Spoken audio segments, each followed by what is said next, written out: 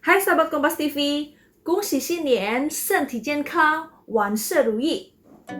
Gak terasa ya, kita udah masukin namanya tahun Imlek 2021. Nah, hal yang paling sering ditanyakan di Imlek ini adalah tentang show. Di Imlek 2021 ini, kita memasuki namanya tahun Kerbau Logam. Nah, kira-kira apa ya makna positif dari tahun Kerbau Logam ini dan prediksi untuk 11 show lainnya? Kita akan tanya-tanya nih dengan ahli Feng Shui Master Ferry Wong. Yuk! Halo Suhu Ferry, ni hao.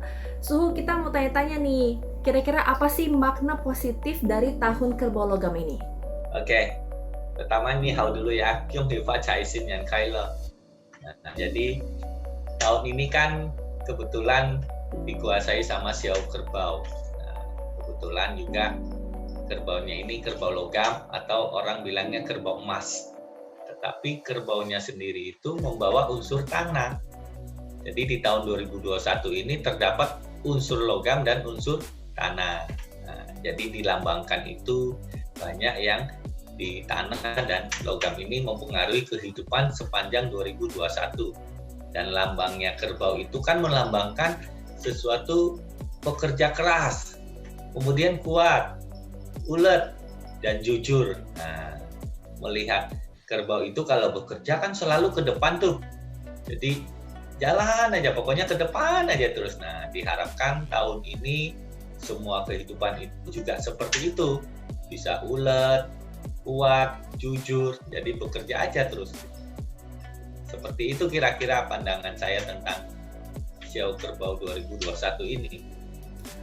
Oke, itu dia tadi makna positif dari tahun Kerbau Logam. Nah, Suhu, kalau misalkan saya mau tanya-tanya juga nih terkait 11 show lainnya, kira-kira apa nih makna positifnya supaya tetap semangat di tahun 2021 ini? 12 Xiao ini kan memang ada di dalam astrologi Tiongkok ya. Nah, pada prinsipnya apapun Xiao Anda, nggak perlu khawatir. Yang penting usaha keras itu sangat dibutuhkan, kejujuran sangat dibutuhkan. Tetapi memang dalam astrologinya itu setiap tahun itu mempengaruhi masing-masing Xiao. Contohnya untuk Xiao tikus ini ya, di tahun ini akan penuh dengan tantangan dalam karir. Ada promosi, ada kenaikan gaji, dan harus ingat menabung. Nah, sedangkan untuk Xiao Kerbaunya sendiri, nah ini harus belajar keahlian-keahlian yang baru. Terus harus kerja keras lagi.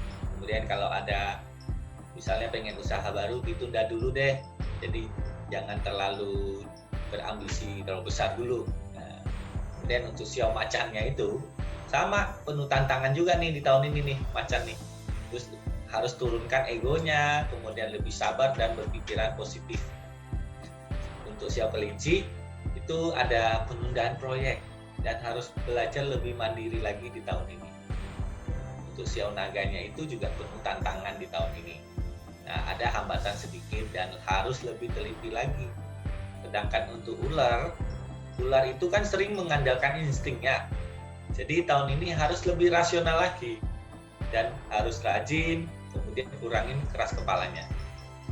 Untuk kuda harus pertahankan hubungan yang lebih baik lagi, turunkan ego. Sedangkan untuk kambing ya, nah di tahun ini banyak kerumitan, terus banyak kebingungan, perselisihan, ada kebosanan dan ada permasalahan ekonomi, jadi ya tambah lebih ulet lagi aja, lebih sabar ya. Kemudian untuk Xiao monyetnya, nah ini monyet banyak kelancaran di tahun ini. Terus harus jaga kesehatan dan emosi, hindari konflik. Nah, untuk Xiao ayam, nah ayam ini hoki nih, tahun ini penuh harapan nih. Jadi banyak kesuksesan, terus harus jaga suasana hati dan emosi juga tetap. Kemudian Xiao anjing, nah ini harus realistis, lebih toleran, kemudian jauhi konflik dan berbenah. Nah, yang terakhir itu yang Xiao babi itu penuh keberuntungan di tahun ini, tetapi tetap dari konflik. Nah, demikian untuk 12 Xiao di tahun 2021 ini. Nah, itu dia tadi prediksi untuk 11 show. Nah, Suhu, kalau misalnya kita lihat nih di tahun 2021 ini kan Imlek terasa berbeda ya, karena kita masukin namanya masa pandemi. Nah, kira-kira apa nih imbauan untuk masyarakat untuk Imlek di tahun 2021 ini? Memang Imlek di 2021 ini berbeda dengan pengalaman kita merayakan Imlek di tahun-tahun sebelumnya ya. apalagi di tahun 2020 tahun lalu itu kita awal-awal kan pandemi kita juga was-was, tetapi perjalanan semakin ke sini kok semakin meningkat ya untuk penyebaran virusnya ini. Nah, alam mengajarkan kita untuk lebih menjaga jarak. Alam mengajarkan kita untuk lebih bersih. Alam mengajarkan kita itu lebih toleran. Jadi semua yang dulu bisa kita lakukan, sekarang kita harus menjaga jarak. Nah, tapi ingat, zaman kan sudah canggih, silaturahim, ketemu saudara, ketemu teman bisa melalui teknologi. Nah, bisa melalui misalnya video call, melalui telekonferensi, jadi teknologi sudah ada. Jadi memang pasti berbeda. Nah, karena yang biasa bisa ketemu cipika-cipiki ya, nah sekarang nggak bisa. Nah, jadi memang alam yang membuat kita itu supaya sadar. Jadi ini makna-makna ini bisa kita dengan teknologi tetap bisa silaturahim.